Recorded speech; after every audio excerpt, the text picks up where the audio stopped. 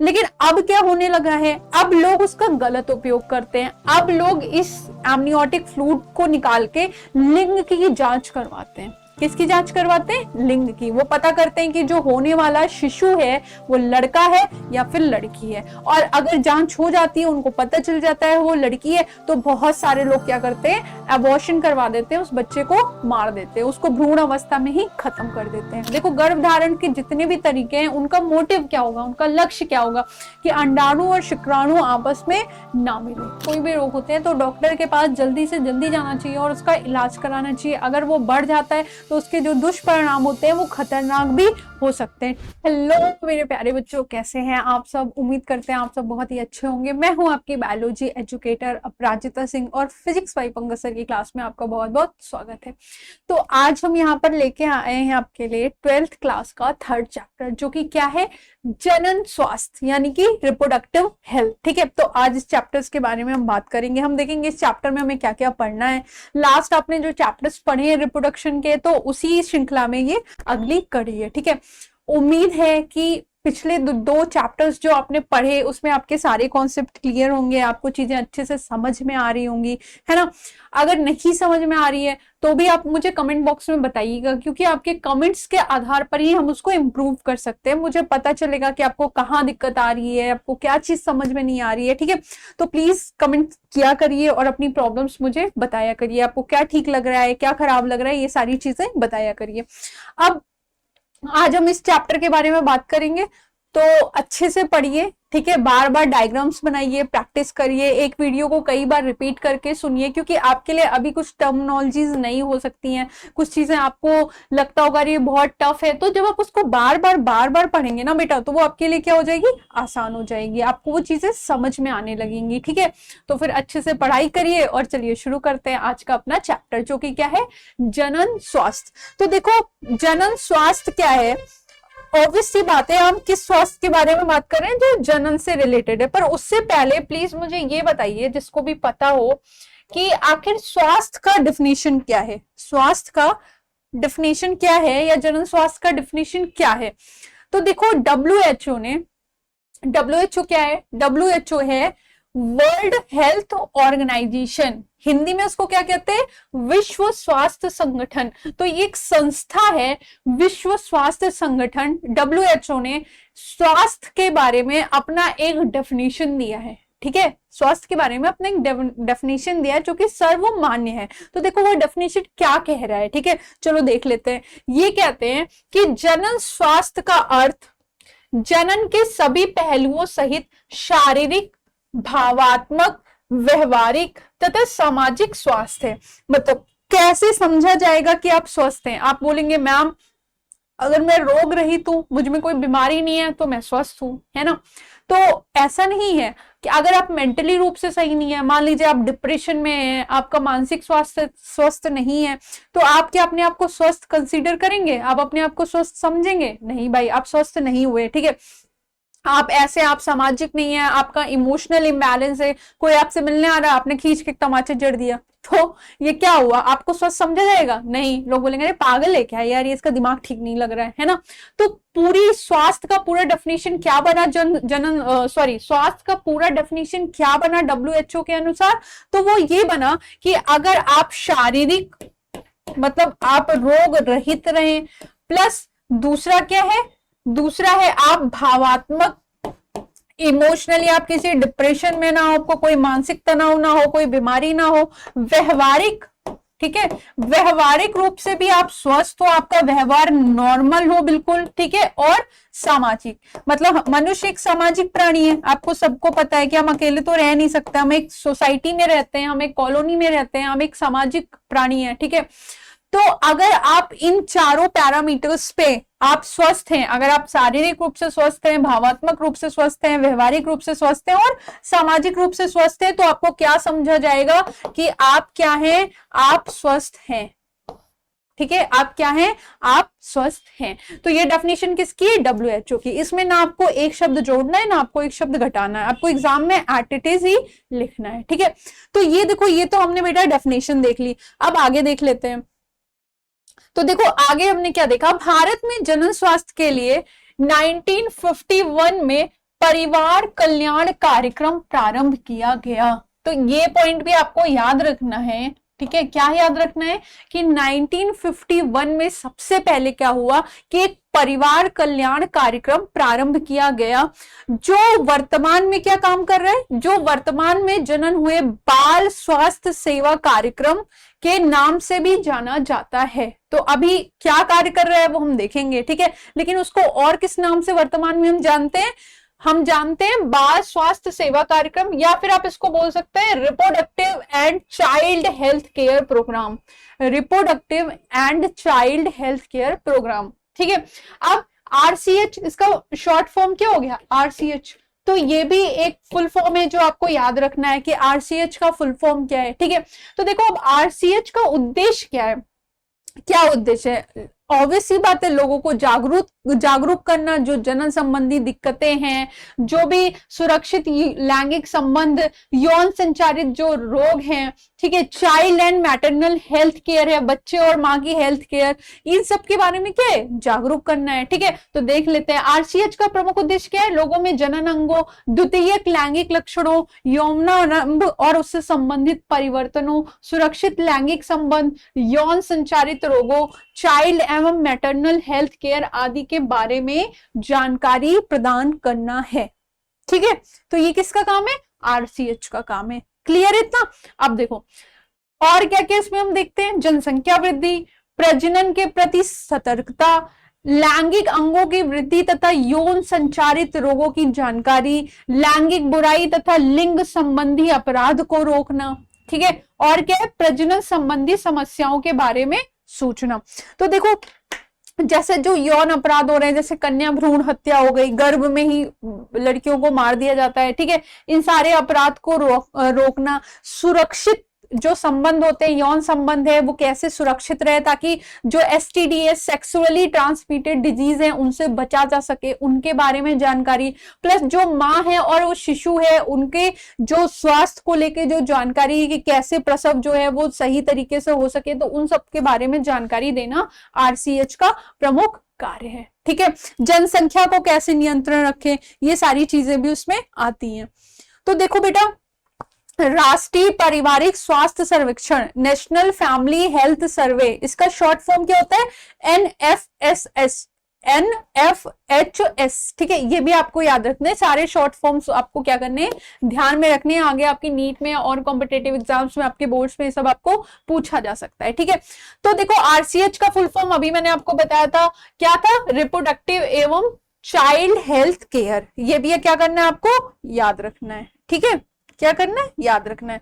अब देखो यहाँ पे एक चीज हम पढ़ेंगे, उसका नाम है उल्ब भेदन।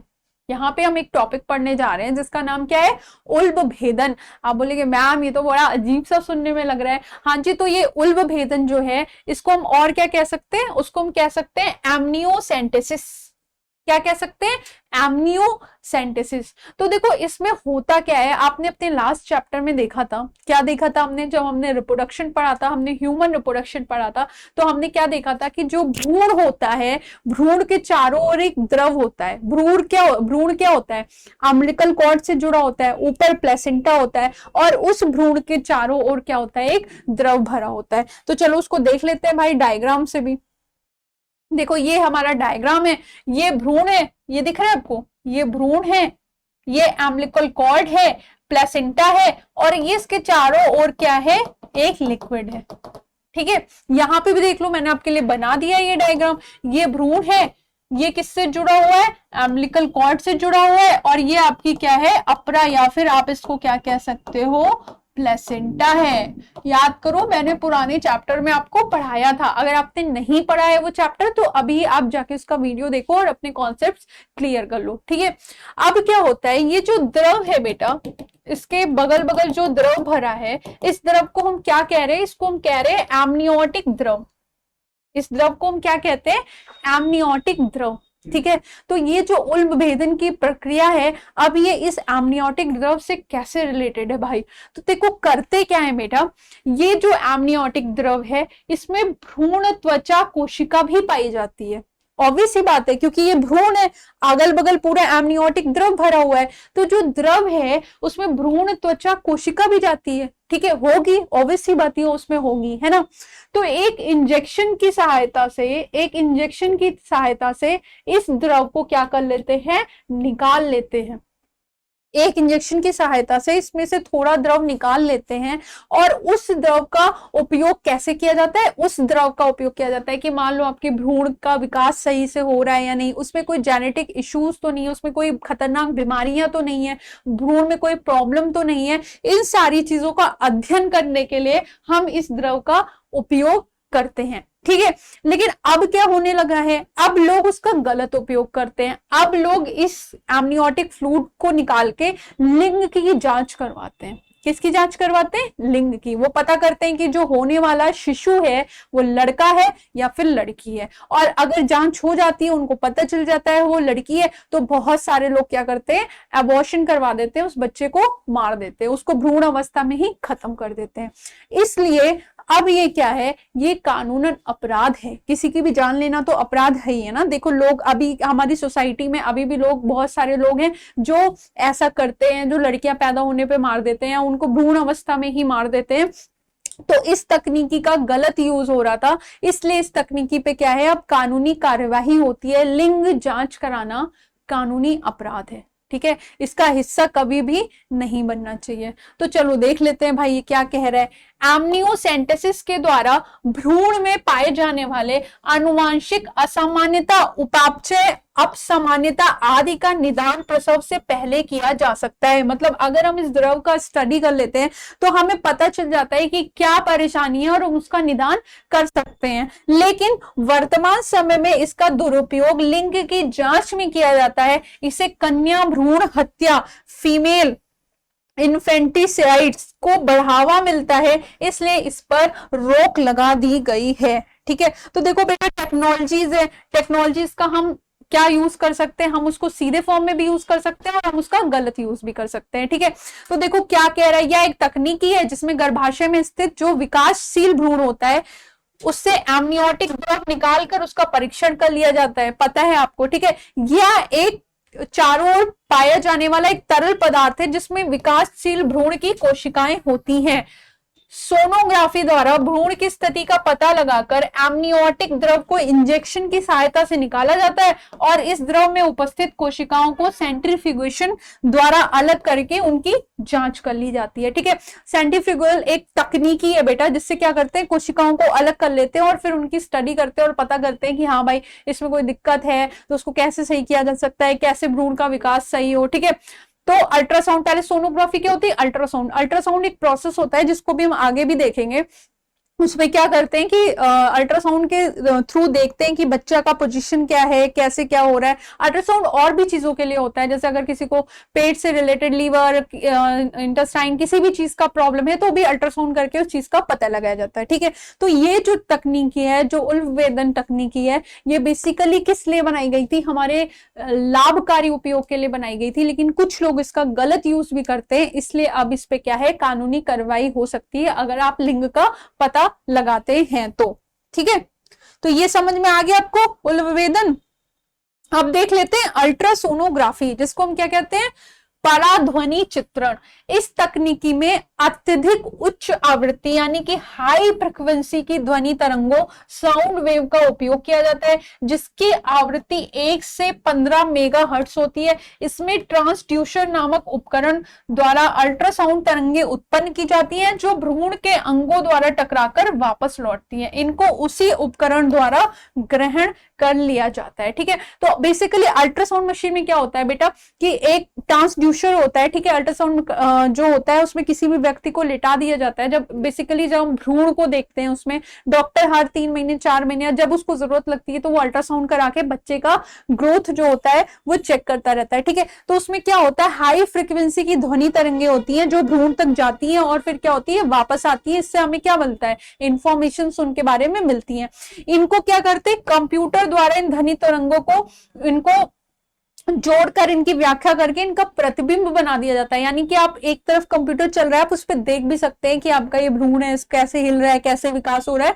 तो ये भी क्या है, अल्ट्रासोनोग्राफी की हेल्प से भी क्या करते हैं, हम ये जानने में मदद करते हैं कि हमारा भ्रूण का विकास जो है वो सही हो रहा है या नहीं हो रहा है। तो अब डॉक्टर्स जो अल्ट्रासाउंड करते भी हैं वो पेरेंट्स को नहीं बताते हैं कि आपके घर में बेटा है या बेटी है। क्यों? क्योंकि कन्या भ्रूण हत्या बहुत ज्यादा हो रही थी, इसलिए इन सब सारी चीजों से अब बचाव किया जाता है। ठीक है, तो इसका उपयोग तथा गर्भाशय में उसकी स्थिति का पता लगाने के लिए किया जाता है। ठीक है, इसका उपयोग गर्भाशय में उसकी स्थिति लगाने के लिए किया जाता है। और जैसा कि मैंने बताया कि अल्ट्रासाउंड का उपयोग और भी बीमारियों की जांच के लिए भी किया जाता है, लेकिन भ्रूण की ग्रोथ देखने के लिए या उसमें बीमारी का पता लगाने के लिए भी अल्ट्रासाउंड डॉक्टर्स सजेस्ट करते हैं और करवाते हैं समय समय पे। ठीक है, तो वो क्या था, उल विभेदन, जिसमें हम क्या कर रहे थे, एमनियोटिक फ्लूइड को निकाल के उसकी जांच कर रहे थे, सेंट्रीफ्यूगेशन करके फिर उसकी जांच कर रहे थे। अल्ट्रासोनोग्राफी में क्या होता है कि कोई इंजेक्शन कोई नहीं लगता है, ऊपर से सिर्फ हम क्या करते हैं, ध्वनि तरंगे भेज के भ्रूण की स्थिति का पता लगाते हैं। ठीक है बेटा, अब देखो यहां पे हमें दो शब्द समझने हैं। ठीक है, वो दो शब्द क्या हैं, IMR और MMR।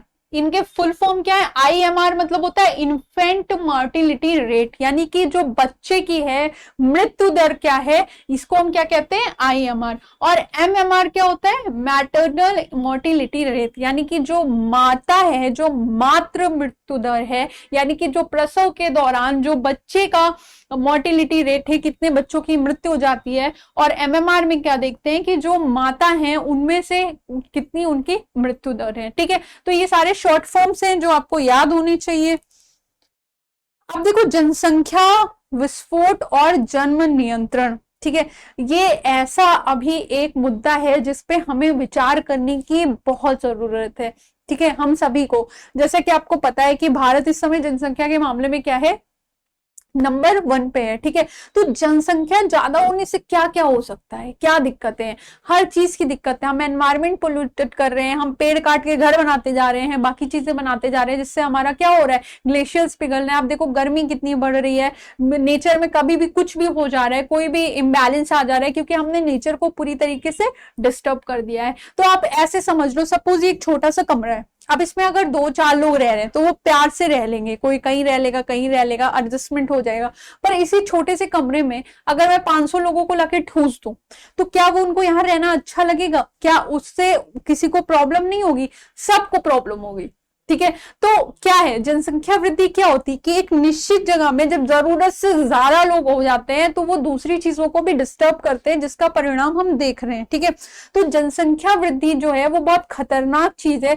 इस चीज पे क्या करना चाहिए, हमें लगाम करना चाहिए। बहुत सारे देशों ने, जैसे चीन पहले जनसंख्या वृद्धि के मामले में नंबर 1 था, पर चीन ने बहुत सारे ऐसे कानून बनाए, बहुत सारी ऐसी टेक्निक यूज की जिससे उन्होंने अपनी जनसंख्या वृद्धि को कंट्रोल करने की कोशिश की। तो हमें भी अपनी जनसंख्या वृद्धि कंट्रोल करने की कोशिश करनी चाहिए। ठीक है, उससे क्या होगा, उससे ये होगा कि बहुत सारी अभी जो प्रॉब्लम्स हो रही हैं उनसे हम बच जाएंगे। तो इसके लिए बहुत सारे माध्यम हैं जिसको हम आगे पढ़ेंगे कि ऐसे कौन कौन से माध्यम है जिनसे हम जनसंख्या वृद्धि को क्या कर सकते हैं, कंट्रोल कर सकते हैं और परिवार नियोजन में सहायता कर सकते हैं। ठीक है, तो चलो देख लेते हैं। मृत्यु दर में कमी, ठीक है, जन्म दर में बढ़ोतरी जनसंख्या विस्फोट का कारण बनती है। यानी कि जो मृत्यु दर है वो कम है, मेडिकल साइंस हमारे बहुत क्या हो गए हैं, तरक्की कर रहे हैं। और जो जन्म दर है, जो जन्म हो रहे हैं वो ज्यादा हो रहे हैं किसकी अपेक्षा, जितनी मृत्यु हो रही है। तो इसलिए वो रेशियो बढ़ जाता है। ठीक है, रेशियो बढ़ जाता है। जैसे आप बहुत सारे ऐसे जनरेशन देखे होंगे जिसमें लोगों के 8 बच्चे हैं, 10 बच्चे हैं, उसकी कोई जरूरत नहीं है, उसकी कोई भी जरूरत नहीं है ना। तो इससे क्या हो रहा है, जन्म दर बढ़ रहे हैं, बच्चे ज्यादा हो रहे हैं और जितनी मृत्यु होनी चाहिए उतनी मृत्यु नहीं हो रही। तो क्या हो रहा है, वो बैलेंस नहीं हो रहा है। तो हमें क्या करना है, हम जन्म दर को क्या करना है, सीमित करना है। हमें जन्म दर मतलब जो जन्म का प्रोसेस है, जो परिवार नियोजन है, उसको लागू करना है और अपनी जनसंख्या को नियंत्रित करना है। ठीक है, विश्व में सन 1900 में 2 अरब जनसंख्या थी, जो 2000 में बढ़कर 6 अरब हो गई और वर्तमान में यह 7.9 अरब हो चुकी है। आप देख लो ये क्या आंकड़े, ठीक है, आप देख रहे हो ये कितने आंकड़े जो हैं वो कैसे हैं। ठीक है, भारत की जनसंख्या पर्टिकुलरली, अभी हमने विश्व के बारे में बात की, अगर हम भारत के बारे में बात करें तो भारत की जो जनसंख्या है वो 1947 में लगभग 35 करोड़ थी, जो 2000 में 100 करोड़ हो गई। कितनी? 100 करोड़। ठीक है, और अभी तो भाई बहुत ही ज्यादा होगी। ठीक है, भारत की जनसंख्या वृद्धि दर जो 1991 में 2.1% थी, वह घटकर 1.7% रह गई है। जनसंख्या वृद्धि के लिए मुख्य कारण क्या है? आप बताइए मुझे कि जनसंख्या वृद्धि के लिए मुख्य कारण क्या क्या हो सकते हैं आपके हिसाब से। ठीक है, तो देखो पहले तो मृत्यु दर में कमी है। ठीक है, मातृ मृत्यु दर में कमी है, मतलब जो प्रसव के दौरान पहले बहुत सारी मौतें हो जाती थी, अब हमारा मेडिकल साइंस इतना डेवलप कर चुका है कि अब वो नहीं होता, और ये एक अच्छी बात है। ठीक है, वैसे ही शिशु मृत्यु दर में हमने कमी में हमने क्या किया है? विजय पा ली है। ठीक है, जनन सम आयु के लोगों की संख्या में वृद्धि, जनसंख्या वृद्धि दर में कमी आने के लिए गर्भधारण को रोकना उत्तम उपाय है। तो अब हमें करना क्या है? हमें गर्भधारण को रोकने के उपायों पे ध्यान देना है, ताकि हम क्या कर सकें? जनसंख्या नियंत्रण में अपना योगदान दे सकें। ठीक है, तो देख लेते हैं कि जो जनसंख्या नियंत्रण है, जिस जनसंख्या नियंत्रण की हम बात कर रहे हैं, उसके लिए हम क्या क्या कर सकते हैं और गवर्नमेंट क्या क्या कर रही है, उसके लिए क्या क्या चीजें हैं। तो सबसे पहले जो विवाह की आयु है, गवर्नमेंट ने क्या किया है? जो विवाह की आयु है वो कितनी कर दी है? पुरुष की 21 वर्ष, महिला की 18 वर्ष, यानी कि कोई भी जो पुरुष है वो 21 वर्ष से पूर्व अगर विवाह करता है तो ये भी एक कानूनी अपराध है, वो जेल जा सकता है। ठीक वैसे ही कोई भी महिला, कोई भी स्त्री अगर 18 वर्ष से पूर्व महिला शादी कर लेती है तो वो भी क्या है? कानूनी अपराध है। ठीक है, ये कानून है। ठीक है, अभी क्या है कि देखो, अब पहले आप सुनते हो या देखते होगे कि लोगों के बाल विवाह हो जाते थे, लोग बहुत छोटे छोटे से होते थे, छोटी उम्र में ही उनकी शादियां हो जाती थी। ठीक है, तो अब ये चीजें क्या है? ये कानूनी अपराध है। अब आप 21 और 18 वर्ष से पहले क्या कर सकते हैं? विवाह नहीं कर सकते हैं। तो आप लोग तो बिल्कुल भी नहीं कर सकते, आप लोग तो भी बहुत ही छोटे हैं। ठीक है, तो दूसरा क्या है? हम दो हमारे दो।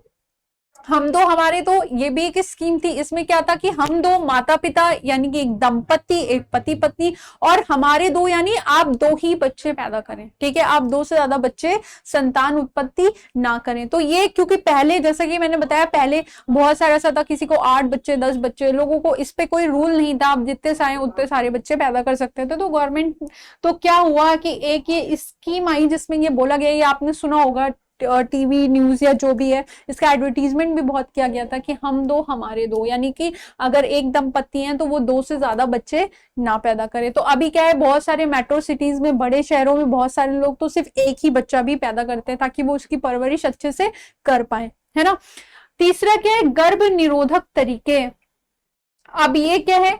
ये हमारा जो है, क्या क्या हम उसमें तरीके हैं, ऐसे कौन से गर्भ निरोधक तरीके हैं जो हम यूज करके परिवार नियोजन में अपना योगदान दे सकते हैं। ठीक है, तो अब ये जो गर्भ निरोधक तरीके हैं, तो ये कैसे होने चाहिए, कैसे लोग उसको यूज करें, कैसे लोग उसको उपयोग करें, उसमें क्या क्या क्वालिटीज होनी चाहिए, चलो वो देख लेते हैं। ठीक है, तो देखो, जो बेटा गर्भ निरोधक तरीके हैं, पहली चीज है वो आसानी से उपलब्ध होने चाहिए। ठीक है, हर इंसान की पहुंच तक होने चाहिए, क्योंकि अगर वो हर इंसान की पहुंच तक नहीं होगा तो लोग उसको उपयोग करने से क्या करेंगे? कतराएंगे। ठीक है, तो वो हर जगह आसानी से क्या होना? उपलब्ध होना चाहिए। दूसरी चीज क्या है? उसका प्रयोग आसान होना चाहिए। देखो, अगर कोई भी चीज है उसका प्रयोग बहुत मुश्किल होगा तो लोग उसको प्रयोग करने से क्या करेंगे? कतराएंगे या बचेंगे। तो पहली चीज तो वो आसानी से उपलब्ध होने चाहिए। दूसरी चीज, जो उसका प्रयोग हो वो बहुत आसान हो, हर किसी को बहुत आसानी से समझ में आ जाए। ठीक है, प्रभावी होना चाहिए भाई। अगर आप गर्भ निरोधक तरीके यूज कर रहे हैं और यूज करने के बाद भी आपको कोई परिणाम नहीं मिल रहा है तो आप क्यों यूज करेंगे, है ना। तो उनका प्रभाव होना चाहिए कि आप उनको यूज कर रहे हैं तो उसका क्या होगा? प्रभाव दिखना चाहिए, है ना। फिर क्या? No side effects. दूसरी चीज, उसका कोई बहुत ज्यादा साइड इफेक्ट नहीं होना चाहिए हमारे स्वास्थ्य पे या बाकी चीजों पे, नहीं तो फिर लोग उसको यूज नहीं करेंगे। क्योंकि अगर हम कोई चीज यूज कर रहे हैं उससे हमें दूसरी प्रॉब्लम्स हो रही है तो लोग उसको यूज करने से बचेंगे। ठीक है, और लैंगिक व्यवहार में हस्तक्षेप या रुकावट नहीं करना चाहिए। ठीक है, तो हमारे गर्भ निरोधक तरीके कैसे होने चाहिए, तो उनकी ये कुछ क्वालिटीज है कि उनमें ये कुछ क्वालिटीज होनी चाहिए। ओके, आप देखो कौन कौन सी वो विधियां हैं, उनमें क्या क्या लक्षण होने चाहिए, ये तो हमने देख लिया। अब हम देखेंगे कि वो कौन कौन सी विधियां हैं जिन विधियों से हम क्या कर सकते हैं, गर्भ निरोधक जो विधियां हैं उनको उपयोग में करके परिवार नियोजन में मदद कर सकते हैं। तो देखो पहला है बेटा प्राकृतिक विधियां, जिसको हम बोलते हैं नेचुरल मेथड्स। ठीक है, तो पहला जो गर्भाधारण को रोकने के लिए जो पहला तरीका है वो क्या है, प्राकृतिक मेथड्स हैं। ठीक है, उसके अलावा दूसरा जो मेथड है उसको बोलते हैं रोधक साधन या फिर बैरियर मेथड्स। अगर प्राकृतिक तरीके नहीं यूज कर रहे हैं तो आप बैरियर मेथड्स यूज कर सकते हैं। ठीक है, तीसरा है अंतः गर्भाशयी युक्तियां यानी कि इंट्रा यूटराइन डिवाइसेस। ठीक है, और चौथा है कि आप गोलियां ले सकते हैं, कॉन्ट्रासेप्टिव पिल्स जिन्हें हम बोलते हैं, और पांचवा है जो कि सबसे लास्ट है बंधीकरण या फिर स्टेलाइजेशन। ठीक है, अभी इन्हीं सारे पॉइंट्स को हम एक एक करके डिटेल में पढ़ेंगे कि इसको हम कैसे उपयोग में ला सकते हैं। तो हमारा फर्स्ट पॉइंट क्या है, प्राकृतिक विधियां। तो चलो देख लेते हैं भाई। अब देखो प्राकृतिक विधियां जो हैं उनकी खास बात ये होती है, क्योंकि वो प्राकृतिक विधियां हैं इसलिए उनके साइड इफेक्ट्स नहीं होते, क्योंकि कोई भी केमिकल या कोई भी ऐसी चीज तो आप यूज नहीं करेंगे। ठीक है, तो क्या हो गया, उनके साइड इफेक्ट्स बहुत कम होते हैं।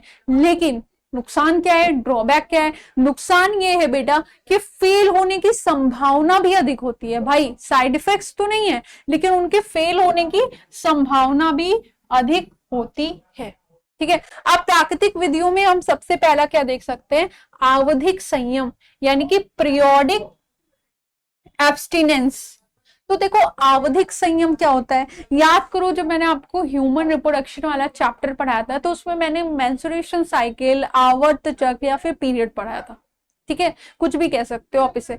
तो उसमें मैंने आपको क्या बताया था कि जो हमारा 14th डे है वो ओवुलेशन का डे होता है, उसको हम क्या बोलते हैं, ओवुलेशन या अंडोत्सर्ग का दिन बोलते हैं। जो 14 दिन के आसपास का जो पीरियड होता है, जैसे किसी की साइकिल 28 दिन की हो सकती है, किसी की 30 दिन की हो सकती है, तो लगभग आप कह सकते हो 12 से जो 14, 3 दिन इधर और 3 दिन इधर, ये जो पूरा वीक होता है, ये जो पूरा पीरियड होता है वो कैसा होता है, वो ओवुलेशन का पीरियड माना जाता है। जिन भी दंपति को संतान उत्पन्न करने में दिक्कत होती है तो डॉक्टर्स भी उनको वो सलाह देते हैं कि आप इस ये जो टाइम है, ये जो समय है, इसके बीच में आप कोशिश करिए, इसके बीच में आप संभोग करिए तो आपको संतान उत्पत्ति करने का जो परसेंटेज है वो बढ़ जाता है। ठीक है, तो अभी हम क्या कर रहे हैं, अभी हम पढ़ रहे हैं गर्भधारण रोकने के तरीके। तो जब आपको पता है कि उन ड्यूरेशन में ओवुलेशन होता है और उस दौरान संभोग करने से संतान प्राप्ति के जो चांसेस है वो बढ़ जाते हैं, तो अगर हम उस समय अनुसार अगर हम संभोग नहीं करेंगे तो क्या होगा, ऑब्वियस सी बात है ये चांसेस बहुत कम हो जाएंगे किस चीज के, गर्भ धारण करने के। समझ गए, तो हमें क्या करना है, हमें वो समय बचाना है। ठीक है, उस समय में अगर संभोग नहीं करेंगे तो इस चीज के चांसेस बहुत बढ़ जाते हैं कि गर्भधारण ना हो। तो देखो क्या कह रहा है ये, आवर्त चक्र के 10 से 17वें दिन के बीच की अवधि के कारण गर्भावस्था की गर्भधारण की संभावना अधिक होती है, क्योंकि 14वें दिन क्या होता है, अंडोत्सर्ग होता है। इस अवधि में संयम रख के मैथुन ना करके गर्भधारण से बचा जा सकता है। इसको हृदय मैथड्स भी कहते हैं। समझ गए, तो ये हमारा जो पहला क्या था, पहला पॉइंट था वो क्या था, आवधिक संयम। और ये किसकी विधियां है, ये प्राकृतिक विधियां है। दूसरा देख लेते हैं स्तनपान अनातर्व। देखो स्तनपान अनातर्व में क्या होता है कि जब कोई भी महिला जब उसका प्रसव होता है तो वो अपने बच्चे को मिल्क फीडिंग कराती है, स्तनपान कराती है। ठीक है, तो स्तनपान कराने के दौरान क्या होता है बेटा, लगभग 6 महीने तक जब स्तनपान कराया जा रहा होता है, ठीक है, स्तनपान तो उससे ज्यादा समय तक भी कराया जा सकता है लेकिन ये पीरियड जो होता है ये 6 महीने तक ही माना जाता है। इसमें क्या होता है कि प्रोलैक्टिन का स्तर बहुत ज्यादा होता है। आपने पिछले चैप्टर में भी देखा था कि जो प्रोलैक्टिन है वो मिल्क इंजेक्शन में, बहुत मिल्क फॉर्मेशन में क्या करता है, ये हार्मोन हेल्प करता है। तो चूंकि प्रोलैक्टिन का स्तर बहुत ज्यादा होता है तो इसलिए वो क्या करता है, वो LH और FSH को क्या करता है, संयमित रखता है। ठीक है, तो इसकी वजह से क्या होता है कि गर्भ धारण करने की संभावना क्या होती है, बहुत कम होती है। लेकिन फिर से जैसा कि ऊपर लिखा है कि ये प्राकृतिक मेथड्स हैं, तो इनके फेल होने की भी संभावना अधिक होती है। तो देखो, प्रसव के बाद शिशु को लगातार स्तनपान कराते रहने से आतर्व चक्र शुरू नहीं होता है, जिससे गर्भधारण से बचा जा सकता है, परंतु यह उपाय केवल 6 माह तक ही कारागार होता है। तो देखो, ये हमारा दूसरा मेथड भी हो गया, जिसको हम स्तनपान अनातर्व कह रहे हैं। अब तीसरा क्या है?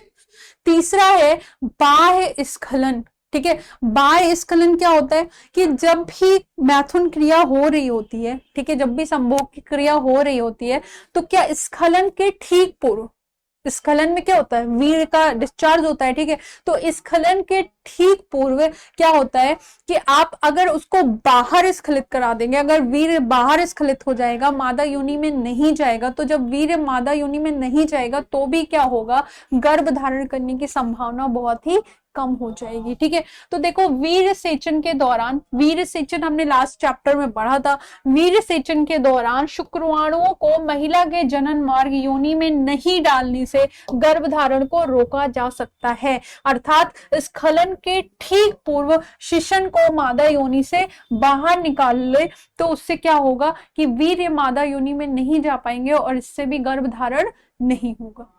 ठीक है ना बेटा। अब देखो, अब जो कृत्रिम तरीके हैं, रोधक यानी कि बैरियर मेथड्स हैं, वो कौन कौन से हैं? अभी हम क्या देख रहे थे? अभी हम देख रहे थे प्राकृतिक विधियां। अब जो बैरियर मेथड्स हैं वो देख लेते हैं, वो क्या क्या है। ठीक है, तो देखो, विभिन्न प्रकार के रोधक साधन जननांगों को ढक लेते हैं। ऐसे बहुत सारे साधन है कि जैसे जो हमारे जननांग है उसको हम एक ऊपर से कवर करते हैं, तो क्या हो जाएगा, जिससे शुक्राणु और अंडाणु का मिलाप ही नहीं हो पाएगा भाई, क्योंकि क्या है, उसके ऊपर एक कवरिंग है, जननांग के ऊपर क्या है, कवरिंग है। तो शुक्राणु और अंडाणु मिल ही नहीं पाएंगे। जब मिल ही नहीं पाएंगे तो क्या होगा, जब मिल ही नहीं पाएंगे तो हो निषेचन ही नहीं होगा। ठीक है, तो ये भी गर्भधारण का एक उत्तम तरीका है। ठीक है, ये साधन यौन संचारित रोगों से भी सुरक्षा करते हैं। तो ये जो संसाधन है, जो बैरियर मेथड्स होते हैं, इससे सिर्फ गर्भधारण रोकने में मदद नहीं मिलती है, बल्कि जो यौन संचारित रोग यानी जो एसटीडी है, सेक्सुअली ट्रांसमिटेड डिजीज है, ऐसी बीमारियां हैं जो सेक्स के दौरान एक से दूसरे को हो सकती हैं, इन रोगों से भी ये बैरियर मेथड्स आपका बचाव करते हैं। ठीक है, तो देखो, या साधन जो होते हैं, जो भी ये साधन होते हैं, वो रबर या लेटेक्स से बनाए जाते हैं, जैसे कि डायफ्राम, गर्भाशय ग्रीवा, वोल्ट, कॉन्डोम्स आदि। ठीक है, तो अभी इन सब के बारे में हम आगे देखते हैं कि ये कौन कौन से क्या है हमारे बैरियर मेथड्स है। तो देखो, सबसे पहले हम देख लेते हैं कॉन्डोम्स या नलिकाकार लेटेक्स आच्छादन, जिससे लिंगन के दौरान नर मैथुनांग के ऊपर वलयित किया जाता है। परिवार कल्याण कार्यक्रम द्वारा सामान ब्रांड प्रदान किया गया है, जो कि निरोध है। परिवार कल्याण कार्यक्रम ने एक सामान्य ब्रांड प्रदान किया है बेटा, जिसको हम किस नाम से जानते हैं, निरोध।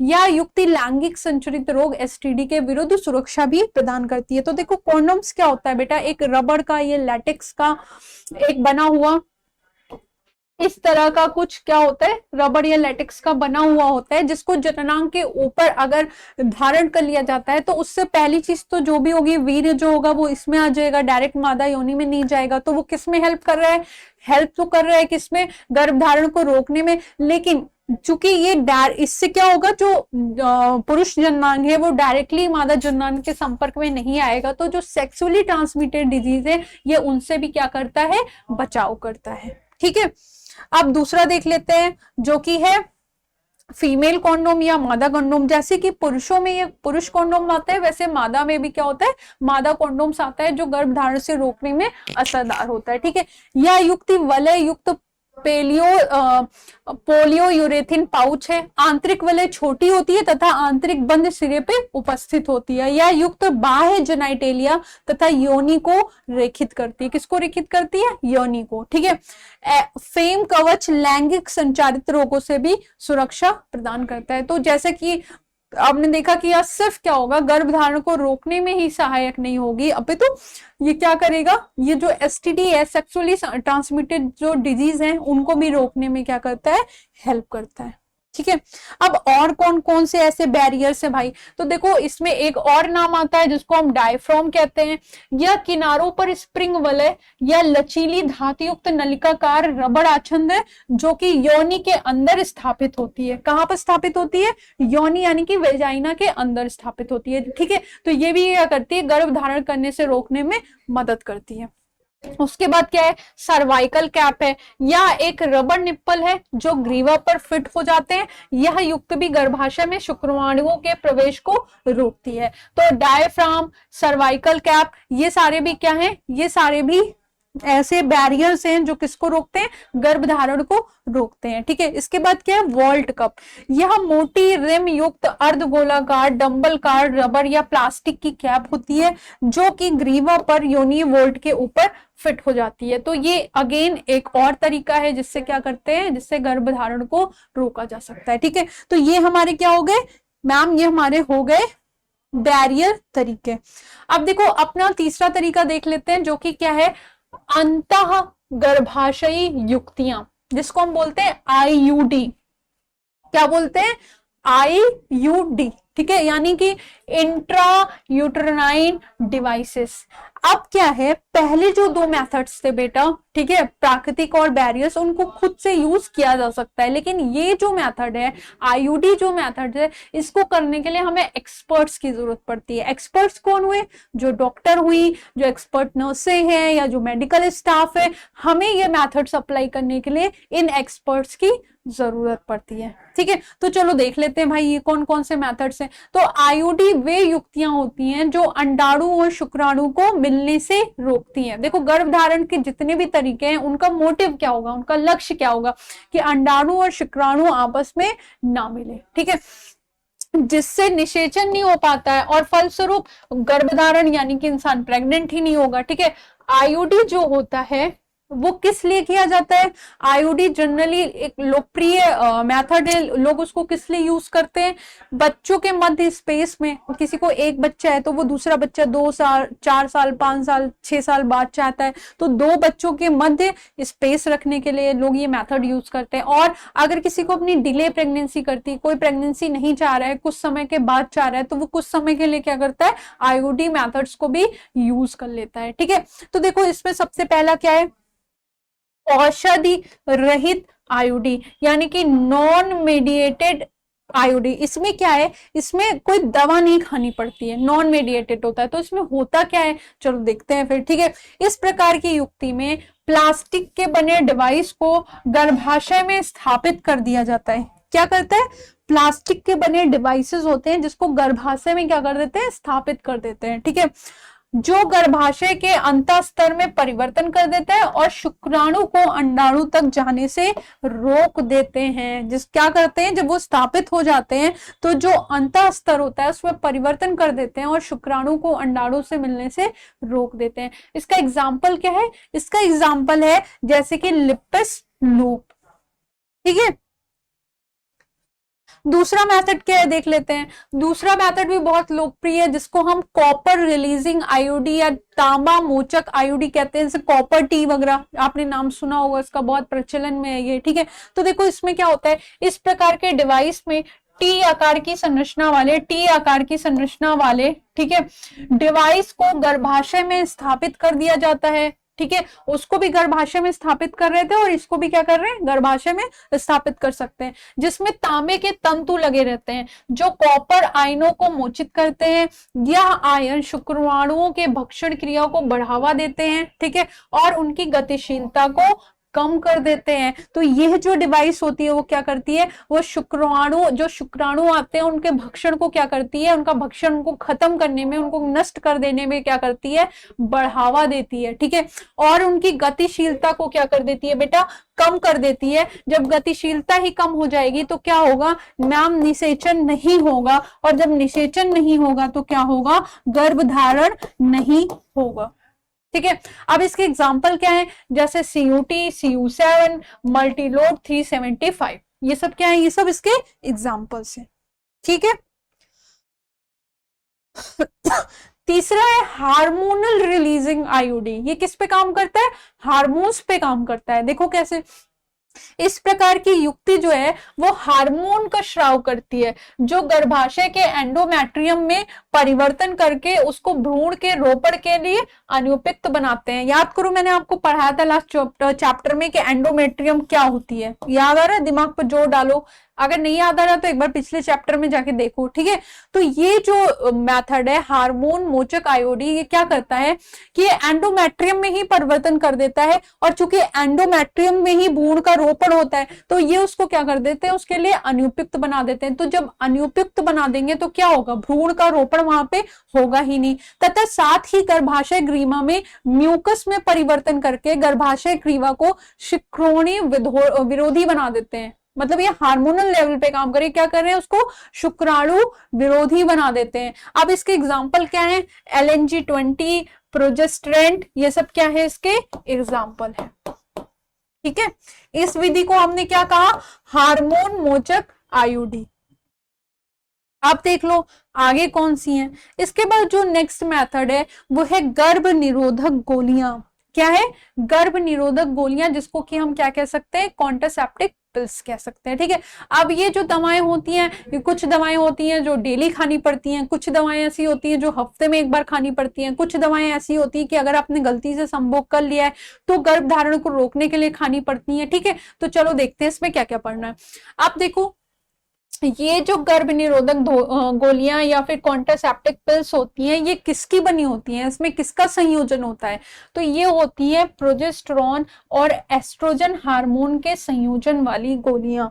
किसके संयोजन वाली होती है बेटा, प्रोजेस्टेरॉन और एस्ट्रोजन के संयोजन वाली गोलियां, जो गर्भाशय में परिवर्तन कर देती हैं। ठीक है, यह गोलियां गर्भाशय ग्रीवा द्वारा स्रावित श्लेष्मा यानी म्यूकस की गुणवत्ता को बदल देती है और गर्भाशय के अंतर को आरोपण के लिए अनुपयुक्त बना देती है, जिससे अंडोत्सर्ग में परिवर्तन हो जाता है। और वर्तमान में विभिन्न प्रकार की कॉन्ट्रासेप्टिव पिल्स जो हैं वो प्रचलन में हैं, उनको लोग यूज करते हैं। ठीक है, जैसे कि सबसे पहले हम कौन सी देख लें, माला डी। यहाँ पे डी मतलब क्या है, डी मतलब होता है डेली, प्रतिदिन। तो ये कैसी गोली हुई, जिसको प्रतिदिन लेना पड़ रहा है भाई। ठीक है, तो माला डी क्या है, एक नाम है। ठीक है, यह आवर्त चक्र के शुरुआत के पहले दिन से 22 दिन तक ली जाती है। आवर्त चक्र के शुरुआत के पहले दिन से 22 दिन तक ली जाती है। ठीक है, अब ये किसकी बनी होती है, आपको पता है, ये प्रोजेस्टेरॉन और एस्ट्रोजन के संयोजन से बनी होती है। ठीक है, इसके बाद जो दूसरी है उसको बोलते हैं emergency contraceptive pills. Emergency contraceptive pills, तो देखो माला डी क्या है, अगर शुरुआत से पर डे एक लिया जा रहा है तो वो गर्भ ठहरने में क्या करेगा, गर्भ ठहरने के लिए क्या करेगा, बिल्कुल भी काम नहीं करेगा, यानी कि वो गर्भ ठहरने नहीं देगा। लेकिन मान लो अगर किसी ने संभोग कर लिया है और अब उसको वो नहीं चाहता है कि उसका गर्भ ठहरे, तो उसके लिए कौन सी मेडिसिन आती है, इमरजेंसी कॉन्ट्रासेप्टिव पिल्स। तो मैथुन या संभोग करने के 72 घंटे के अंदर ये मेडिसिन जो है वो ली जाती है। ठीक है, मैथुन या संभोग करने के 72 घंटे के अंदर अंदर अगर ये मेडिसिन ले ली जाएगी तो ये काम करेगी, अगर उससे ज्यादा हो जाएगा तो फिर कुछ कहा नहीं जा सकता है। तीसरी जो दवा है बेटा उसका नाम है सहेली। तीसरी जो कॉन्ट्रासेप्टिव पिल्स है उसको हम सहेली बोल सकते हैं। इसको किसने बनाया है, लखनऊ में एक अनुसंधान है जिसको हम बोलते हैं CDRI। ठीक है, यानी कि केंद्रीय औषधि अनुसंधान संस्थान, इसका नाम आपको याद रखना है। CDRI का फुल फॉर्म क्या है ये आपको याद रखना है, ये कहाँ पे है ये आपको याद रखना है, कहाँ पे, लखनऊ में। ठीक है, तो इसने एक कॉन्ट्रासेप्टिव पिल्स बनाई जिसको क्या नाम दिया, सहेली। अब ये सहेली जो थी ये माला से, जो हमने माला डी देखा उससे कितनी अलग थी, तो माला डी जो थी बेटा उसको डेली बेसिस पे लेना पड़ रहा था, लेकिन ये जो सहेली इसको हफ्ते में एक बार लेना होता है। ठीक है, तो यह हफ्ते में एक बार ली जाने वाली गोली है। इसका निर्माण CDRI ने किया है। अब इसकी क्या खासियत है, पहली चीज तो ये नॉन स्टेरॉइडल थी, यानी कि इसमें स्टेरॉइड की मात्रा नहीं थी जो कि माला डी में ज्यादा थी। ठीक है, तो स्टेरॉइडल नहीं है, यानी कि ये नुकसानदायक कम है। ठीक है, ये नुकसानदायक कम है, इसके साइड इफेक्ट्स जो होंगे वो बहुत ही कम होंगे। तो क्या होंगे, साइड इफेक्ट्स जो होंगे वो नहीं होंगे, होंगे भी तो बहुत कम होंगे। और ये अधिक कुशल है, किससे, जो पुरानी कॉन्ट्रासेप्टिव पिल्स थी उनसे, ठीक है।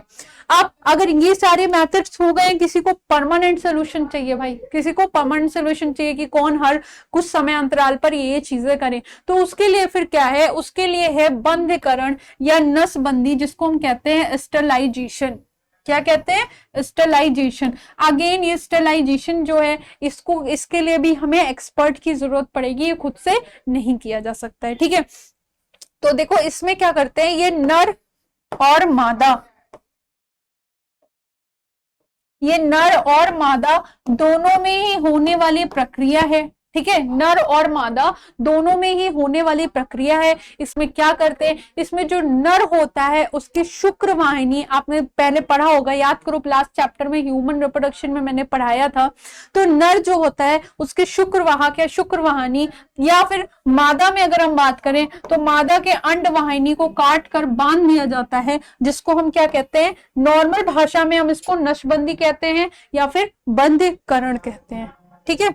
क्या कहते हैं, बंधीकरण कहते हैं। देखो ये है, तो देखो पुरुष में इसको क्या कहते हैं, वासेक्टमी, और महिला में इसको क्या कहते हैं, ट्यूबेक्टमी। वासेक्टमी में क्या होता है कि वॉस डिफरेंस, यानी कि जो शुक्रवाहिनी थी उसको कट कर देते हैं, शुक्रवाहिनी को बेटा कट कर देते हैं, और कट करके क्या करते हैं, इसको ऑटम के ऊपर बांध देते हैं, गांठ लगा के बांध देते हैं। तो इससे क्या होगा भाई, इससे अब जो वीर्य आएगा उसमें शुक्राणु नहीं होंगे, शुक्राणु नहीं होंगे तो क्या होगा, निषेचन नहीं होगा, गर्भधारण नहीं होगा, ठीक है।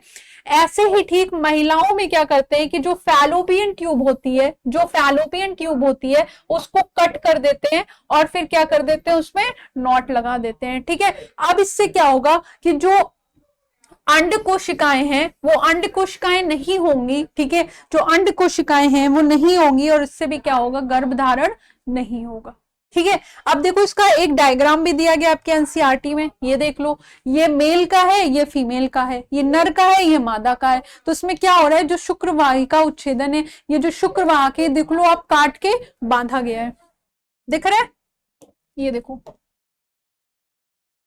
ठीक है, स्क्रोटम के ऊपर इसको बांध देते हैं, ठीक है। और महिलाओं में ये फैलोपियन ट्यूब है, याद है आपको ये डायग्राम पिछले चैप्टर में आपने पढ़ा था। तो देखो फैलोपियन ट्यूब को भी काट के क्या करते हैं, नॉट लगा देते हैं। तो इस प्रक्रिया को क्या करते हैं, इस प्रक्रिया को नॉर्मल भाषा में क्या कहते हैं, नसबंदी, ठीक है। ये क्या है, ये एक परमानेंट सोल्यूशन होता है किसका,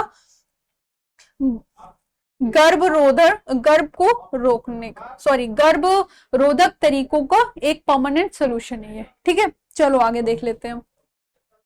अब हम देख लेते हैं मेडिकल टर्मिनेशन ऑफ प्रेगनेंसी, यानी कि अबॉर्शन। मेडिकल टर्मिनेशन, टर्मिनेशन मतलब क्या होता है, हटा देना, मेडिकली रूप से टर्मिनेट कर देना, ठीक है। या फिर इसको हम क्या बोल देते हैं, सगर्भता का चिकित्सीय समापन। तो आखिर ये होता क्या है, देख लेते हैं। तो देखो भारत में medical termination of pregnancy act 1971 में लागू हुआ। ये भी आपको याद रखना है कि भारत में ये कब लागू हुआ, तो बेटा भारत में ये medical termination of pregnancy act 1971 में लागू हुआ। स्वेच्छा से गर्भ के समापन, यानी स्वेच्छा यानी अपनी मर्जी से, जबरदस्ती कोई गर्भपात नहीं करा रहा है, स्वेच्छा यानी अपनी मर्जी से गर्भ का समापन, यानी कि वॉलेंटरी टर्मिनेशन। वॉलेंटरी भी मतलब क्या होता है, अपनी मर्जी से, ठीक है। वॉलेंटरी टर्मिनेशन की प्रक्रिया को प्रेरित गर्भपात या फिर सगर्भता का चिकित्सीय समापन, इंड्यूस एबॉर्शन या मेडिकल टर्मिनेशन ऑफ प्रेगनेंसी कहते हैं, ठीक है। अब ये किस लिए होता है, बहुत सारे रीजन से हो सकता है, जैसे कि अगर मान लो गर्भ का विकास सही से ना हो रहा हो, उसको कोई खतरनाक बीमारी है, या फिर किसी का रेप हो गया हो, ठीक है, तो वो बच्चा नहीं चाहता हो, तो उस कंडीशन में हो सकता है, या फिर बच्चे भ्रूण की वजह से माँ की जान को खतरा हो। तो कुछ ऐसे कंडीशंस हैं जिनमें क्या होता है कि ये टर्मिनेशन कराने का क्या होता है, परमिशन दिया जाता है, ठीक है। ये भी कानून अपराध है अगर कोई अपने मन से एबॉर्शन बिना किसी रीजन के करा आता है। इसके लिए भी क्या हमें मेडिकल ऑफिसर्स जो होते हैं उनसे क्या करना पड़ता है, परमिशन लेना पड़ता है, ठीक है। तो देखो जो सेफ पीरियड होता है, किस चीज का सेफ पीरियड होता है, चिकित्सीय मेडिकल टर्मिनेशन ऑफ प्रेगनेंसी का जो सेफ पीरियड होता है वो फर्स्ट ट्राइमेस्टर माना जाता है। फर्स्ट ट्राइमेस्टर मतलब प्रथम 3 महीने, या प्रथम 12 हफ्ते, 12 हफ्ते कह लो या प्रथम 3 महीने कह लो, दोनों सेम चीज हो गई, ठीक है। तो प्रथम 3 महीने जो होते हैं वो इस टर्मिनेशन के लिए क्या माने गए हैं, सेफ माने गए हैं, ठीक है। लेकिन कुछ कंडीशंस में इसमें भ्रूण को 12 वीक से लेके 14 वीक्स यानी 12 हफ्तों से लेके 14 हफ्तों में भी इस टर्मिनेशन का परमिशन दिया जाता है, ठीक है। तो वो कौन सी कंडीशन है, ये एक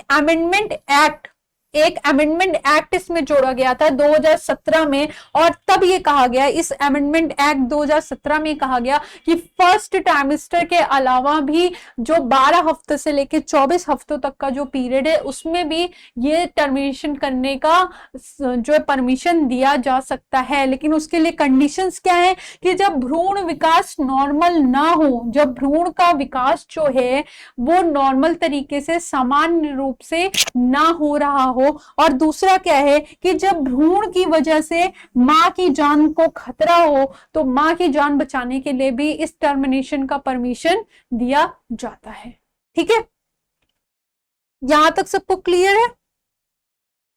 अब देखो क्या क्या रीजंस हैं जिसकी वजह से परमिशन दिया जाता है। तो जब असुरक्षित यौन संबंध के कारण गर्भ निरोधक उपाय असफल हो जाते हैं तो गर्भधारण हो जाता है, उस समय एमटीपी करवाया जा सकता है, ठीक है।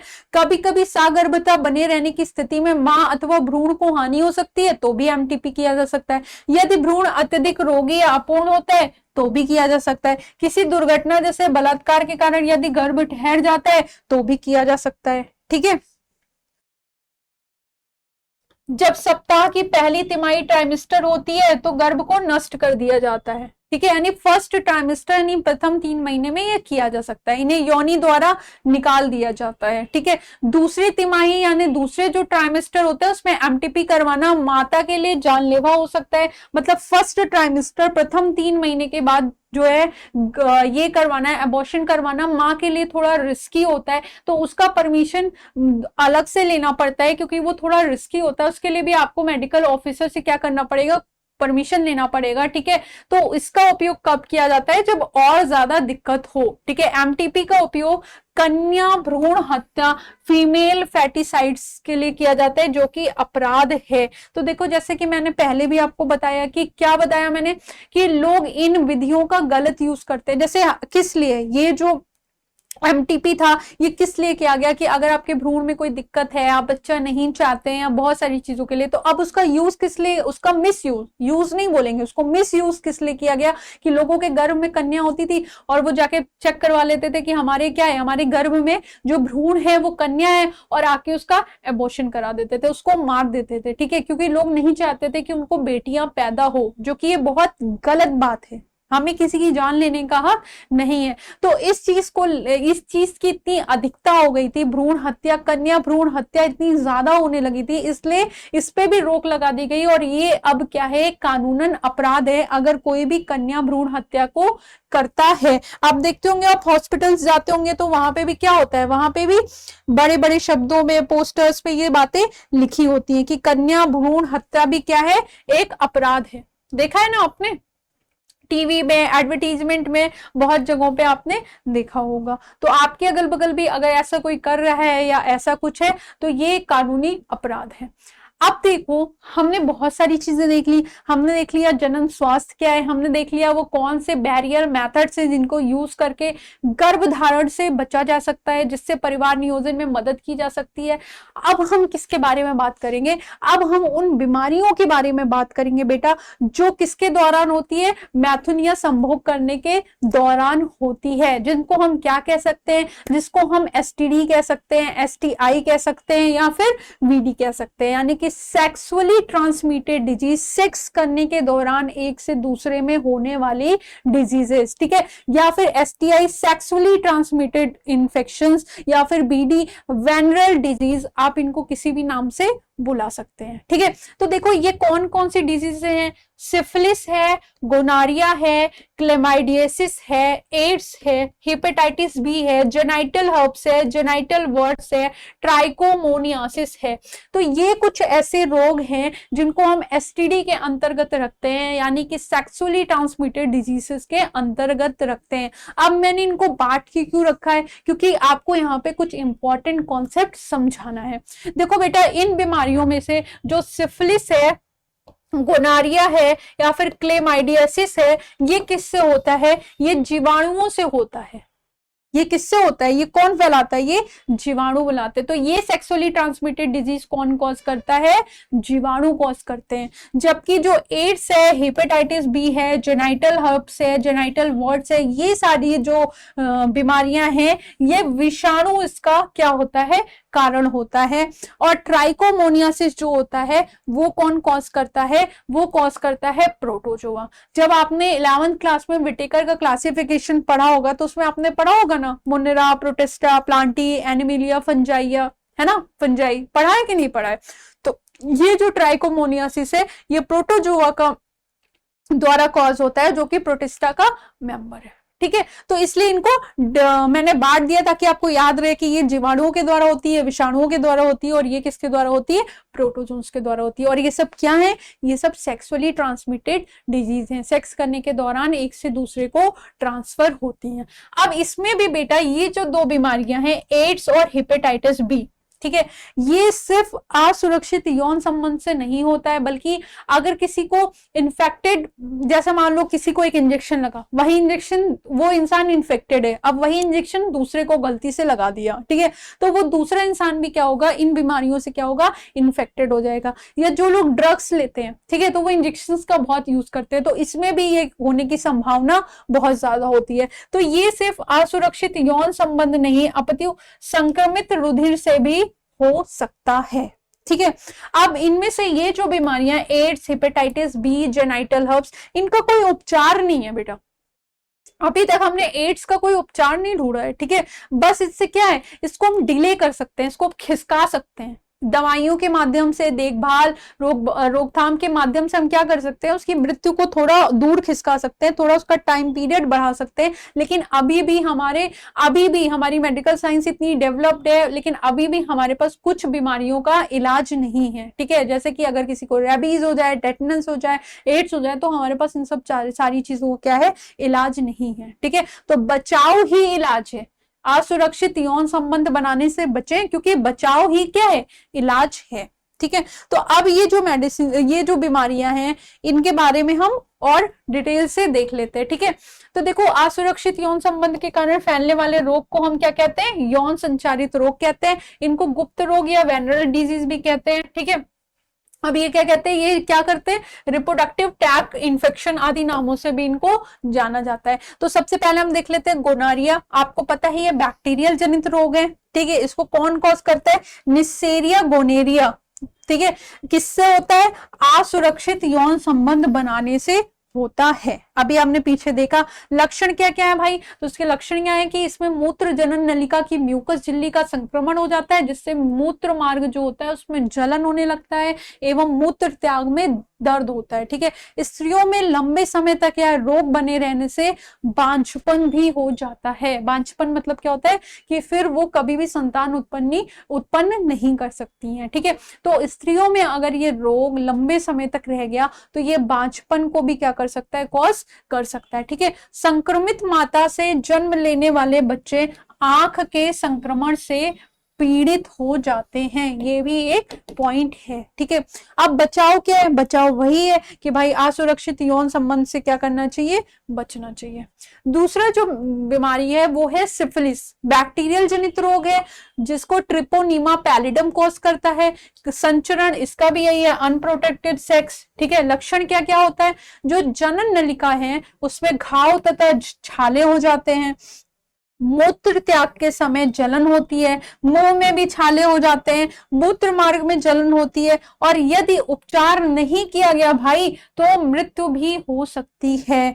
ठीक है, शिशन तथा योनि पर छोटे छोटे दाने भी उत्पन्न हो जाते हैं। तो देखो ये कितनी खतरनाक बात है कि अगर इसका समय पे उपचार नहीं किया गया, समय पे ये पता नहीं चला और इसका उपचार नहीं किया तो क्या हो सकता है, रोगी की मृत्यु भी हो सकती है। ठीक है, अब देखो आगे देख लेते हैं। फिर क्या है, क्लैमीडिया ट्रैकोमैटिस। ठीक है, किससे होता है, अनप्रोटेक्टेड सेक्स अगेन। ठीक है, इसके लक्षण क्या है, मूत्र में गाढ़े मवाद का स्राव होना, मूत्र मार्ग में जलन होना, महिलाओं में गर्भाशय ग्रीवा में जलन होना, गर्भाशय में शोथ होना, और इसका भी बचाव क्या है, असुरक्षित यौन संबंध से बचना चाहिए। ठीक है, अब देखो क्लेमाइडोसिस देख लेते हैं। ठीक है, तो ये पुरुष और महिला दोनों में हो सकता है। अब हर्पीस सिफ्लेक्स वायरस जो है, इसके रोगजनक है। संचरण क्या है, संक्रमित व्यक्ति से यौन संबंध अगर बना लो। लक्षण क्या है, शिशन मुंड पे फफोले, मूत्र मार्ग में जलन, बंगलों की लसिका ग्रंथि जो होती है उसमें क्या होता है, सूजन हो जाता है। ठीक है, बचाव क्या है, बचाव यही है कि आप असुरक्षित यौन संबंध से क्या करें, बचाव रखें। ठीक है, अब देखो ये जेनिटल हर्पीज है। ठीक है, जेनिटल हर्पीज है, रोगजनक ह्यूमन पैपिलोमा वायरस है। ठीक है, संचरण कैसे होता है, रोगी से संबंध होता है। लक्षण क्या होता है, गुदा के आसपास मस्सा हो जाता है और अधिक बढ़ने पर या कैंसर तक जो है कॉज कर सकता है। तो आपने क्या देखा कि अगर ऐसे कोई भी गुप्त रोग या ऐसे कोई भी रोग होते हैं तो डॉक्टर के पास जल्दी से जल्दी जाना चाहिए और उसका इलाज कराना चाहिए। अगर वो बढ़ जाता है तो उसके जो दुष्परिणाम होते हैं वो खतरनाक भी हो सकते हैं। ठीक है, नेक्स्ट देखो हमारा हेपेटाइटिस बी। ये क्या है, वायरस जनित रोग है। ठीक है, आपने देखा होगा जब बच्चे छोटे होते हैं तो उनको हेपेटाइटिस बी के क्या करते हैं, टीका लगाया जाता है। ठीक है, टीका इसलिए लगाया जाता है ताकि आगे चल के उनको ये रोग ना हो। ठीक है ना, कौन रोगजनक है, हेपेटाइटिस बी वायरस। लक्षण क्या होते हैं, यकृत में सूजन आ जाती है, विषाणु द्वारा एक कोशिकाओं को नष्ट करके पीलिया हो जाता है। जब लीवर खराब हो जाएगा तो पीलिया, आंखें पीली, स्किन पीली, पीलिया जैसे लक्षण हो जाएंगे। और लीवर क्या है, लीवर तो हमारे शरीर का एक बहुत महत्वपूर्ण और बड़ा अंग है, अगर लीवर खराब हो गया तो वैसे इंसान की मृत्यु हो जाएगी। ठीक है, तो फिर क्या होगा, और उसके सिम्टम्स क्या है, थकावट रहेगी, हल्का बुखार रहेगा, और क्या रहेगा, कमजोरी रहेगी। ठीक है, उसके बाद क्या है, एड्स है। एड्स आप जानते ही हैं, एड्स का कोई अभी तक इलाज नहीं है। ठीक है, तो इसमें भी जो है एक तो रुधिर संक्रमण की वजह से भी हो सकता है, और किसकी वजह से हो सकता है, असुरक्षित यौन संबंध की वजह से भी एड्स हो सकता है। ठीक है, कौन कॉज करता है, एचआईवी। वेरी इंपॉर्टेंट भाई, याद रखना है, human immuno deficiency virus, human immunodeficiency virus. लक्षण क्या है, शरीर का प्रतिरक्षी तंत्र ही नष्ट हो जाता है। यार इसको आप ऐसे समझ लो जैसे आपका एक घर है। ठीक है, आपने एक गार्ड रखा अपने घर की देखभाल करने के लिए कि भाई चोर और आएंगे या कोई दिक्कत होगी तो गार्ड जो होगा वो मेरे घर को बचाएगा। अब कोई आए और आपके गार्ड को ही मार दे तो अब क्या है, अब आपका घर खुला है, उसको कोई भी चोरी कर सकता है, कोई भी डैमेज कर सकता है। तो वैसे ही जो हमारा शरीर है, हमारे शरीर में भी एक प्रतिरक्षा तंत्र होता है जो कि बाहर जो भी जीवाणु विषाणु जो भी इन सब से क्या करता है, फॉरेन बॉडीज से लड़ता रहता है। तो एड्स क्या करता है, वो प्रतिरक्षा तंत्र को ही खत्म कर देता है। तो किसी भी छोटी बीमारी से रोगी की मृत्यु हो सकती है, क्योंकि क्या है, हमारा प्रतिरक्षा तंत्र ही काम नहीं कर रहा, हमारा इम्यून सिस्टम ही काम नहीं कर रहा है अब। ठीक है, तो देखो क्या होता है, शरीर के प्रतिरक्षा तंत्र नष्ट हो जाते हैं, लंबे समय तक खांसी तथा बुखार, शरीर अन्य रोगों द्वारा संक्रमित हो जाता है जैसे न्यूमोनिया और बहुत सारे रोग। इसका कोई इलाज नहीं है, केवल बचाव ही इलाज है भाई। अभी तक हमने जो एड्स है उसका क्या नहीं ढूंढा है, इसका हमने कोई इलाज नहीं ढूंढा है। ठीक है, अब देखो नेक्स्ट क्या है, ट्राइकोमोनियासिस, जो कि किससे कॉज होता है, प्रोटोजोआ से। तो कौन कॉज करता है, ट्राइकोमोनास वेजिनेलिस। ठीक है, अब संचरण आपको पता है सबका एक ही संचरण है। ठीक है, अब लक्षण क्या क्या हो सकते हैं, मादा में जननांग से तरल पदार्थ का स्राव, योनि में जलन हो सकता है, खुजली हो सकती है और सूजन हो सकती है, और मूत्र मार्ग में जलन व सूजन हो सकता है। ठीक है, ये सारे क्या है, इसके लक्षण थे। ठीक है, तो अभी हमने क्या देखा, बहुत सारी बीमारियां देखी, उनके लक्षण देखे। अब हम क्या पढ़ेंगे, अब हम पढ़ेंगे बेटा बंध्यता या इनफर्टिलिटी, जिसको हम नॉर्मल भाषा में क्या कहते हैं, बांझपन। तो आखिर ये बांझपन होता क्या है, किस चीज को हम बांझ बोलते हैं, ठीक है। तो ऐसे बांझपन से ग्रसित दंपत्ति संतान उत्पन्न यानी कि संतति उत्पन्न करने में असक्षम होते हैं, जिसका कारण स्त्री या पुरुष में जनन संबंधी विकार हो सकता है।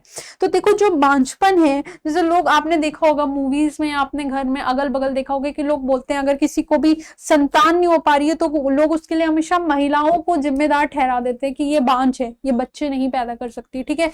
तो ये जो कॉन्सेप्ट है ये गलत है, ये जो जानकारी है ये क्या है, गलत है। बांझपन एक ऐसी चीज है जो पुरुष में भी हो सकता है और महिला में भी हो सकता है। तो अगर किसी दंपति को संतान उत्पन्न नहीं हो रहे हैं तो उसका कारण पुरुष भी हो सकता है और महिला भी हो सकती है, ठीक है।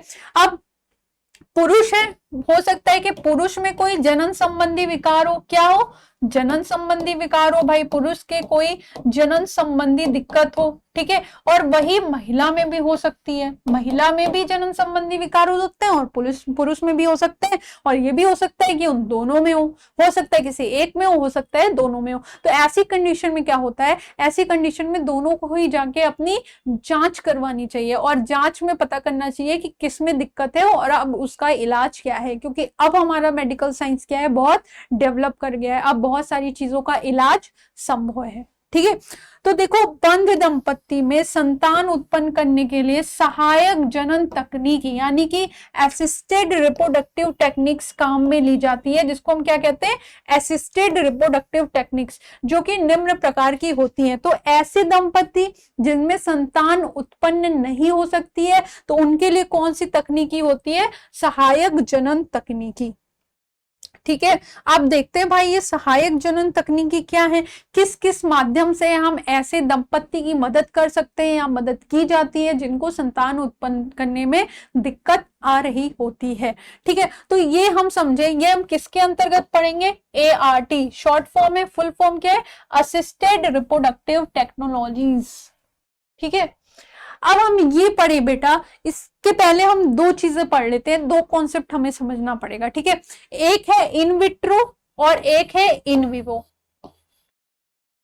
क्योंकि अभी हम इनके बारे में ही पढ़ेंगे और इस पर जनरली बच्चों को क्या होता है, कंफ्यूजन होता है। एक क्या है इन विट्रो, इसको हम पात्र अवस्था भी कहते हैं, और दूसरा क्या है इन विवो, जिसको हम क्या कहते हैं, जीव अवस्था भी कहते हैं, ठीक है। तो इन विट्रो में क्या होता है, जो पात्र अवस्था है इसमें जो निषेचन होगा वो कहाँ होगा, शरीर से बाहर होगा। इन विट्रो में क्या होगा, शरीर से बाहर निषेचन होगा, लैब कंडीशंस में होगा, यानी लैब कंडीशन को सारी सुविधाएं, सारा माध्यम, सारी चीजें शरीर के जैसे ही दी जाएंगी, लेकिन जो निषेचन होगा वो शरीर के बाहर होगा, शरीर के अंदर नहीं होगा, शरीर के बाहर लैब कंडीशंस में वो निषेचन होगा। इन विवो कंडीशन में क्या होगा, जो निषेचन होगा वो शरीर के अंदर होगा, निषेचन कहां पे होगा, शरीर के अंदर होगा। फिर से एक बार समझेंगे, इन विट्रो कंडीशन जो होगा उसमें निषेचन कहां होगा, शरीर के बाहर, लैब कंडीशंस में होगा, ठीक है, सारी सुविधाएं उसको ऐसी ही प्रदान की जाएगी लेकिन निषेचन शरीर के बाहर होगा। इन विवो कंडीशन में क्या होगा, जिसको हम जीव अवस्था भी कहते हैं, उसमें निषेचन शरीर के अंदर होगा। क्लियर है? चलो अब देख लेते हैं। तो सबसे पहले क्या देखेंगे, इन विट्रो, क्या देखेंगे, इन विट्रो, ठीक है। इन विट्रो, आपने आईवीएफ का नाम बहुत सुना होगा, बहुत कॉमनली, बहुत प्रचलन में आजकल आईवीएफ, इन विट्रो फर्टिलाइजेशन का ही शॉर्ट फॉर्म क्या होता है, आईवीएफ। क्या होता है, इन विट्रो फर्टिलाइजेशन का ही शॉर्ट फॉर्म क्या होता है, आईवीएफ, ठीक है। तो सबसे पहले हम टेस्ट ट्यूब बेबी देखते हैं। क्योंकि in vitro fertilization lab conditions में होता है, किस में होता है, लैब कंडीशंस में होता है। तो लैब कंडीशंस में मान लो आपने परखनली देखी होगी, टेस्ट ट्यूब को हिंदी में क्या बोलते हैं, परखनली बोलते हैं। आप अपनी केमिस्ट्री की लैब में गए होंगे या फिर अपनी बायोलॉजी की लैब में गए होंगे तो आपने देखा होगा परखनली, ठीक है। तो टेस्ट ट्यूब बेबी यानी परखनली के अंदर क्या है, आपका युग्मनज है, क्या है, युग्मनज है, ठीक है। इसी को क्या कहते हैं, test tube baby, test tube baby, ठीक है। तो टेस्ट ट्यूब बेबी में क्या होता है, जो आईवीएफ है यानी कि जो इन विट्रो फर्टिलाइजेशन है, प्लस हम क्या देखते हैं, ईटी एम्ब्रियो ट्रांसफर। पहले तो इन विट्रो फर्टिलाइजेशन होगा, फिर क्या होगा, उस भ्रूण का, ये जो भ्रूण है, जो युग्मनज है, उसका क्या किया जाएगा, स्थानांतरण कराया जाएगा, उसको शिफ्ट किया जाएगा, बाहर निषेचित होगा, फिर उसको क्या करेंगे, शिफ्ट करेंगे। ठीक है। तो अब देखो यहाँ पे दो चीजें, जैसे कि मान लो अगर किसी पुरुष में दिक्कत है, ठीक है, शुक्राणु नहीं बन रहे हैं, या किसी मादा में दिक्कत है, अंडाणु नहीं बन रहे हैं, तो उसकी जगह पे हम क्या यूज करते हैं, उसकी जगह पे हम दाता यूज करते हैं। तो दाता क्या हुआ, जिससे हम ले रहे हैं, वो दाता कोई भी हो सकता है, आप पैसे से ले सकते हो, आपके रिलेटिव हो सकते हैं, दोस्त हो सकते हैं। ठीक है। तो दाता कौन हुए, जो दे रहे हैं कि भाई मेरे पास ये चीज नहीं है तो तुम मुझे दे दो, हमारे शुक्राणु नहीं बन रहे हैं तो हमने शुक्राणु क्या ले लिया, उनसे ले लिया। क्यों, क्योंकि हमें संतान उत्पन्न करने हैं, तो वो क्या हो गए, वो दाता हो गए, क्योंकि वो क्या है, वो हमें दे रहे हैं। ठीक है। तो मान लो यहाँ पे जैसे कोई भी हो सकता है, पुरुष में प्रॉब्लम होगा तो हम पुरुष दाता का यूज कर लेंगे, अगर कोई महिला में प्रॉब्लम होगा तो हम महिला दाता को यूज कर लेंगे। ठीक है। जिसमें भी दिक्कत होगी, दोनों में ही दिक्कत होगी तो हम शुक्राणु और अंडाणु दोनों ही दाता से ले लेंगे। इस पे एक मूवी भी बनी है विकी डोनर, आपने देखा होगा शायद, जिसमें क्या होता है, वो जो विकी होता है वो क्या करता है, वो डोनेट करता है, क्या दाता होता है, कैसा दाता होता है, शुक्रवाणुओं को क्या करता है, लोगों को डोनेट करता है। ऐसे दंपति जो माँ बाप बनने में सक्षम नहीं होते हैं, वो उसके शुक्राणु, जिनमें स्पर्म काउंट सही नहीं होता है, तो वो दूसरे के शुक्रवाणुओं से क्या करते हैं, अंडाणु को फ्यूज करा के फिर क्या करते हैं, संतान उत्पन्न करते हैं। ठीक है। तो जिसमें भी दिक्कत होगी वो दाता भाई हम ले लेंगे। ठीक है। शुक्राणु या अंडाणु ले लिया, अब उसका पात्रे निषेचन कराएंगे, आईवीएफ इन विट्रो फर्टिलाइजेशन कराएंगे। क्या कराएंगे, इन विट्रो फर्टिलाइजेशन कराएंगे। अब क्या बन गया, यही देखो आपका युग्मनज बन गया। तो निषेचन कहाँ हो रहा है, निषेचन कहाँ हो रहा है, मैम शरीर से बाहर हो रहा है, लैब कंडीशन में हो रहा है, तभी तो टेस्ट ट्यूब बेबी बोल रहे हैं हम। ठीक है। तो ये क्या हो गया, ये इन विट्रो मेथड हो गया, अब युग्मनज बन गया। अब इस युग्मनज को हम पात्र अवस्था में ही विकसित करेंगे, लैब कंडीशंस में ही विकसित करेंगे, और फिर इस भ्रूण का हम क्या करेंगे, स्थानांतरण कर देंगे। फिर इस भ्रूण को क्या कर देंगे, हम इस एम्ब्रियो को क्या करेंगे, हम ट्रांसफर कर देंगे। ठीक है। तो ये ट्रांसफर भी जो है बेटा, ये दो तरीके से कर सकते हैं। देखो कैसे कैसे कर सकते हैं, जब 8 ब्लास्टोमियर तक का अवस्था होता है, 8 ब्लास्टोमियर, याद करो मैंने जब आपको ह्यूमन रिप्रोडक्शन अभी पढ़ाया था तो मैंने उसमें बहुत सारी चीजें बताई थी ना, कि जाइगोट बनेगा, फिर एम्ब्रियो बनेगा, ब्लास्टोमियर, ब्लास्टोसिस, मोरुला, ब्लास्टुला, ग्रेस्टुला, ये सारी चीजें, क्लीवेज, ये सब सारे टर्म्स आपने वहां पे पढ़े हैं। अगर आपने नहीं पढ़े तो फिर से जाके वहां पे एक बार पढ़ लीजिए, अपने कॉन्सेप्ट क्लियर कर लीजिए। ठीक है। तो देखो जो 8 ब्लास्टोमियर तक के भ्रूण होते हैं उनको महिला के फैलोपियन ट्यूब में ट्रांसफर कर दिया जाता है। फैलोपियन ट्यूब आपको याद है, याद है ना, ये ऐसे फैलोपियन ट्यूब जो थी। तो 8 ब्लास्टोमियर, 8 ब्लास्टोमियर तक के जो भ्रूण होते हैं उसको कहां पे ट्रांसफर कर दिया जाता है, उसको महिला के फैलोपियन ट्यूब में जाके ट्रांसफर कर देते हैं। निषेचन कहाँ कराया, पात्र अवस्था में करवाया, फिर 8 ब्लास्टोमियर तक उसको डेवलप भी पात्र अवस्था में किया। अब उसको क्या कर देंगे, महिला के फैलोपियन ट्यूब में जाके ट्रांसफर कर देंगे। ठीक है। इस प्रोसेस को हम क्या कहते हैं, जिफ्ट। ये याद रखना, वेरी इंपॉर्टेंट। इस प्रोसेस को हम क्या कहते हैं, इस प्रोसेस को हम कहते हैं जिफ्ट। जिफ्ट का फुल फॉर्म क्या है, जाइगोट इंट्रा फैलोपियन ट्रांसफर। क्या है, जाइगोट इंट्रा फैलोपियन ट्रांसफर। ठीक है। अब अगर मान लो कि उस महिला के फैलोपियन ट्यूब में कोई दिक्कत हो, भाई महिला का फैलोपियन ट्यूब ही सही ना हो, कोई भी जननांग खराब हो सकते हैं ना, तो यानी मान लो कि क्या हो कि महिला के जो फैलोपियन ट्यूब है उसमें कुछ क्या हो, दिक्कत हो, तो उस कंडीशन में क्या करेंगे, अब जो भ्रूण 8 ब्लास्टोमियर तक से अधिक डेवलप कराएंगे, उसको जो 8 ब्लास्टोमियर से अधिक डेवलप होगा, उस भ्रूण को अब हम फैलोपियन ट्यूब में ना डालकर सीधे कहां डाल देंगे, गर्भाशय में ट्रांसफर कर देंगे। सीधे कहां ट्रांसफर कर देंगे, गर्भाशय में ट्रांसफर कर देंगे। और इस प्रक्रिया को हम बोलते हैं IUT। ठीक है। यानी कि इंट्रा यूटराइन ट्रांसफर। क्या बोल देंगे बेटा, इंट्रा यूटराइन ट्रांसफर, क्योंकि अब हम इसको कहां ट्रांसफर कर रहे हैं, हम इसको सीधे कहां पे ट्रांसफर कर रहे हैं, गर्भाशय यानी कि यूट्रस में ट्रांसफर कर रहे हैं। तो समझ में आया ये चीज। पहले क्या करेंगे, डोनर से लेंगे, फिर क्या करेंगे, निषेचन कराएंगे पात्र अवस्था में, फिर क्या करेंगे, उसको युग्मनज जो बन जाएगा उसका थोड़ा विकास होगा, 8 ब्लास्टोमियर तक के भ्रूण को फैलोपियन ट्यूब में ट्रांसफर कर देंगे। अगर फैलोपियन ट्यूब में कोई दिक्कत हुई तो उसको सीधा कहां पे ट्रांसफर कर देंगे, गर्भाशय में ट्रांसफर कर देंगे। तो ये हमारा कौन सा मीडियम है, ये हमारा है क्या, इन विट्रो, पात्रे अवस्था। ठीक है, अब देखो यहां पे एक अवस्था है जो कि इन विवो में आती है, लेकिन हम ये इसको आपको यहीं पे समझा रहे हैं ताकि आप कंफ्यूज ना हो। ये हमने पढ़ा जिफ्ट, ZIFT, और ये जो दूसरा टर्म है इसको आप बोलोगे गिफ्ट, GIFT। तो देखो गिफ्ट अवस्था क्या होती है, GIFT, इसका फुल फॉर्म क्या है, इसका फुल फॉर्म है गैमीट इंट्रा फैलोपियन ट्रांसफर।